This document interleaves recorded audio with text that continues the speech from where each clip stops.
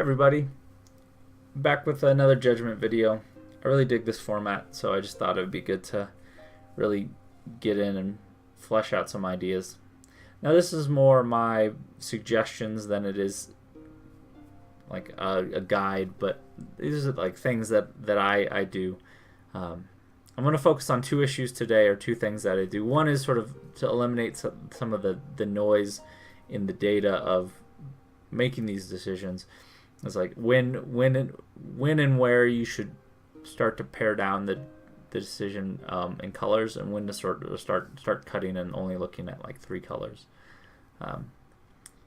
After that, I'm going to talk about this idea of a budget, or building your deck on a budget, which is not the amount of gold you spend, obviously, but it's the sort of the way you construct your deck to make it streamlined, so that it's a sort of an efficient use of all your resources.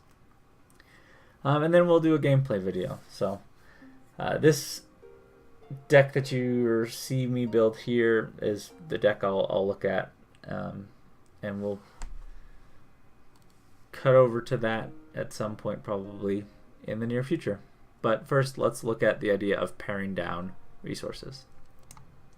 So here we can see me trying to explain something which I'm just gonna overdub.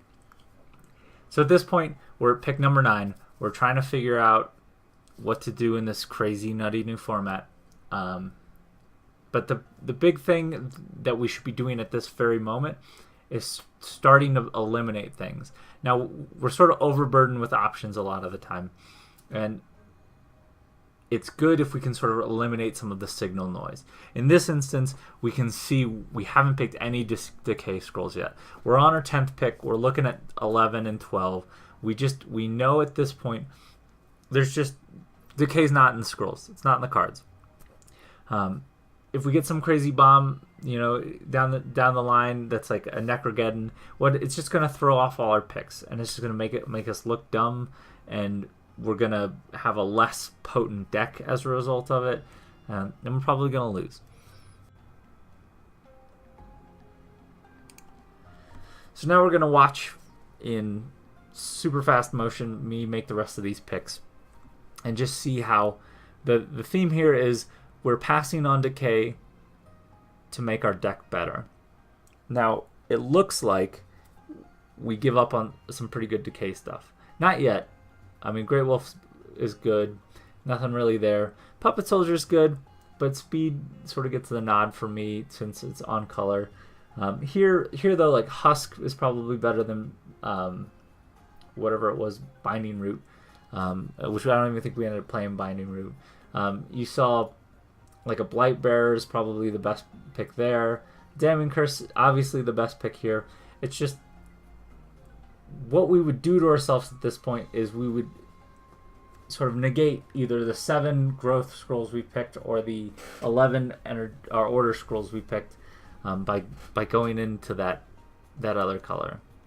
When you're building a deck, you want to focus on consistency. You want to have a game plan, and you want to do it probably before you're a third of the way into this. You don't want to be halfway through or 3/4 of the way through changing your plan, because what's going to happen is you're not going to get the right scrolls, or you're going to pass on the mediocre stuff for good stuff that doesn't make the cut. You're gonna pick bombs that you can't play because you can't fit everything in. You got to be economical, and part of that being economical is knowing sort of what your budget is. And the next thing I want to talk about in deck building and deck design for this format is that idea of how to budget and what to budget for. So here's all the picks I made, and we'll dig into the idea of a budget next. To continue with this example, let's look at this idea of the budget. So I'm going to toss everything in here and do it a little faster than normal movie magic. But one thing we start to see is we're firmly into 2 colors here. And the other thing is that we've kind of blown our budget. And for me, I budget about seven resource points that I allocate to each color. or that I allocate to the colors, and I give myself sort of leeway ±1, so it usually ends up being about 8. But I also give myself sort of 4 cheat scrolls that I don't actually count. So like those 2 Imperial resources, I'm not counting those towards that count. So it ends up being about say 5 growth as my max cost and 4 order. So really that ends up being 9 points. So I've sort of blown my budget.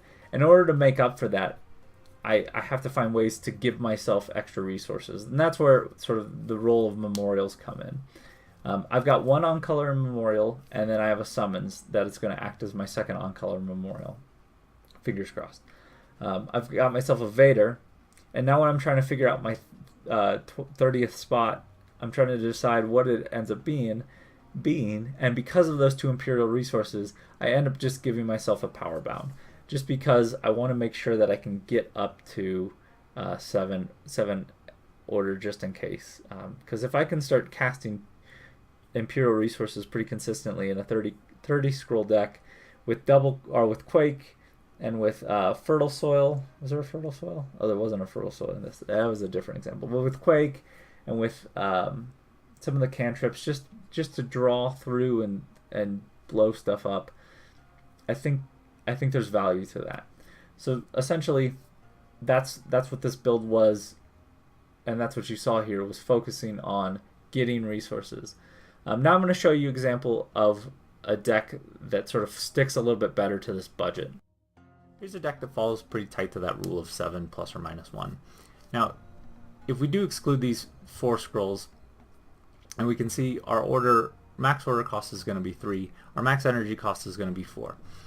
Now that's pretty close to 7. Unfortunately, in this draft, we didn't see a lot of like bigger cost bombs. Like we would like to see maybe a Thunder Surge or a Violent Dispersal, a gun automaton or a cannon automaton would have been nice, but it just wasn't in the cards or scrolls. Ha ha ha. Sorry, but we do have some interesting synergies where we have Automaton Forge and Clock Library, and so our summons is pretty potent. That's kind of nice. That there are some interesting little quirks about this deck that I like, and it sort of does what it can do, or does a lot with fewer resources. And so we didn't happen to get any on-color memorials either, but I don't think that's going to be a problem, because worst case scenario, we stick on 3 resources for a little bit until we can get the time to get up to 4 in energy and then 4 in order. But this really does help to illustrate the idea of sticking to a lower cost curve and being conscious of making picks that will fit within your budget, if that makes any sense. I hope that makes sense. We're going to move on to a deck that shows a little bit over the top, more bomb oriented next. So here's an example of a deck that sort of deviates from our standard of 7 points ±1. If you look, we have our four cheat scrolls. Great Wolf, which I don't even know if is really great in this deck. A Quake, which I think I have to put in a Thunder Surge, and sort of a Cannon Automaton. So those are essentially our four scrolls that are not really counting towards our curve. So when we look at the rest, and even maybe this Fertile Soil, but we have a max of say 5 in the energy and say 4 or 3 in growth. So if we round this down to 3, we would say this is an 8-point deck, which sort of falls into the realm. But we do have to sort of justify these more expensive scrolls, and I think that's where say Sandpack Memorial does a lot of work. We ended up with 4 Sandpack Memorials. I actually don't know if that feels like too many, and had probably been paying more attention, would have taken something else. It was kind of a weird draft though. We have 3 Sparks. We actually have 4 Sparks, but I don't think we need that many Sparks, with sort of the Quake and the Thunder Surge doing extra damage. One of the things I don't like is the creature count in this deck seems rather low. We sort of have Eye of Eagle to get us up to 14, but I I don't like a number under 15. We do have, you know, a couple cantrips, and if we can get a Fertile Soil off, we'll be in an even better position. But it's an interesting deck, and it sort of illustrates the idea of building on a budget as point allocation. So let's see how this sort of strategy plays out in a game. This is a different deck, but it's one that follows the same idea, and it's the only recorded game I have that I think that I haven't seen.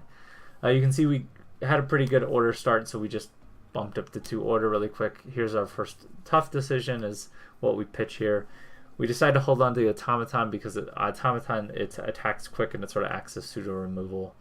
And then we still hold on to it, and then we put it out to clear the board. We're going up to 3 for that Automata Forge. Here we should have just cast the Memorial instead of sacking it. No, we didn't because we wanted to cast the Forge right away. That was it. But we just sacked that Spark, so we sort of stuck on 3 resources without going up to 4. But now we have a reason to go up to 4, so we go up to 4. And we find ourselves in a position where we have another reason to go up to 4.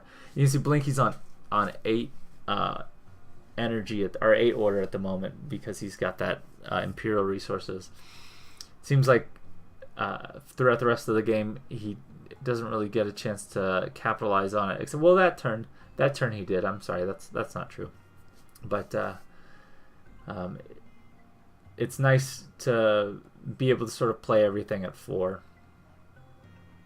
And to not confine yourself to sort of one resource on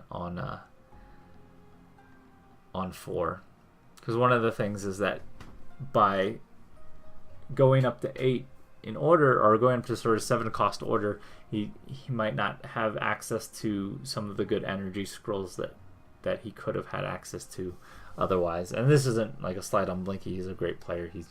He knows what he's doing. It's just an interesting format that I'm having a great time analyzing. So I do like the techno strobe thing of playing it 4 times as fast. Anyway, you can see, yeah, we stuck on 3, but then when we needed to, we got up to 4. At this point, we should probably be making the effort to get higher in order, but we just don't, I think, have time, or we just don't give ourselves the time. But we're back in the game, essentially. It doesn't feel like we're super outclassed. Where you play a regular game, you kind of, if you don't get up to those high costs, you feel like you're just not. You feel like you're fighting a losing battle, essentially. So that's sort of the strategy. You can watch it play out. I'll just stop talking.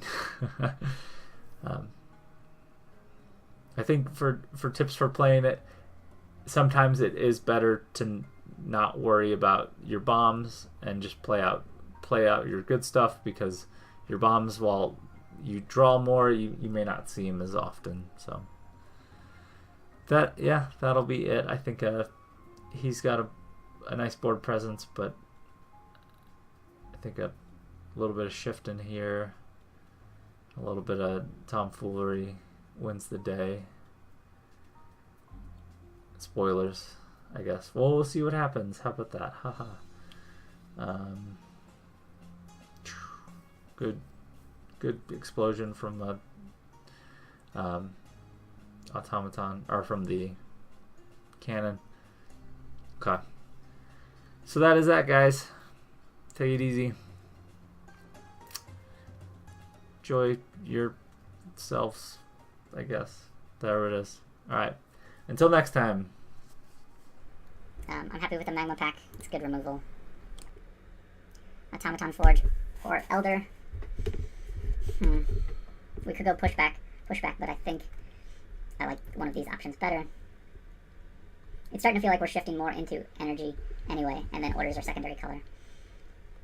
So in that case, how many gray blocks do we have? We have the 1 gray block. I think we go for Forge. Just something good to be doing with our resources. Mortar will be decent to keep stuff at bay. And then we can put a heritage on stuff. Can't forget about looking ahead. So this will be a dead pick. This could be it'll be a transposition. We could go for lots of memorials. Maybe we should try that. Just like lots of memorials. Why not? Yeah, we'll say lots of memorials. And then we go for this totem. That seems wrong. Yeah, we'll return to nature. Because why not? Destroyer seems good. I think we're in energy at this point. Obelisk now. Magnetizer. We'll try Magnetizer. It looked like it was interesting. We want Wing Soldier because it's a guy. Thunder Surge because it's removal. Plating's probably most likely candidate. We'll take the Pother and be realistic here. Take a Burn. What do we have coming up? Wing Shield will be good. I have Ego, maybe. Okay. Crown of Strength. We'll say I have Eagle. Wing Shield. Ooh, interesting. Maybe Tick Bomb, but this is our last few picks. We'll go Crossbowman and Ducal Skirmisher. Okay, so it definitely looks like we've got order and energy. So let's look at our energy first. Sort by cost. Little dudes. Magma Pack's good. Removal.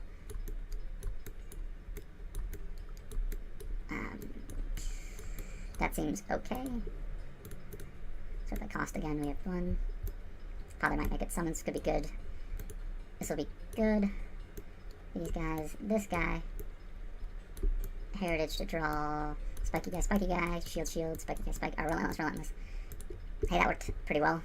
The only thing I'm concerned about is that, well, actually it's not terrible. We have 4 energy, or 4 order, and then essentially 4 energy with maybe 2 more if we go for the Thunder Surge.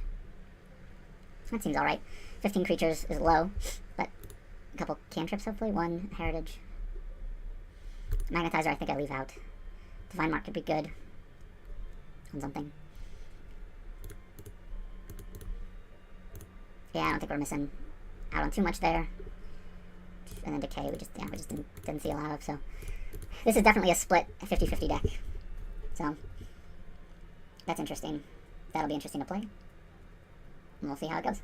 Alright, let's save this one. Check 2. Save.